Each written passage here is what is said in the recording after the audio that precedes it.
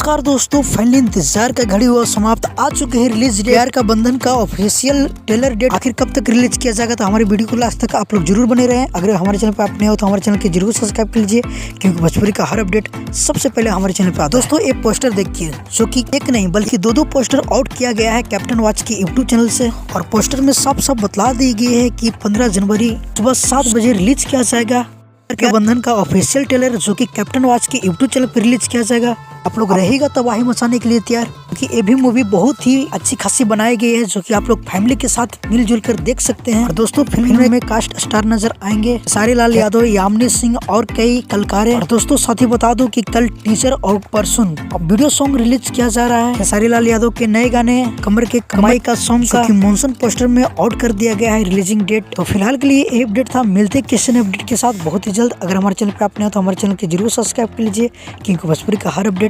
सबसे पहले हमारे चैनल पे आता है। जब तक के लिए जय हिंद, जय भोजपुरी।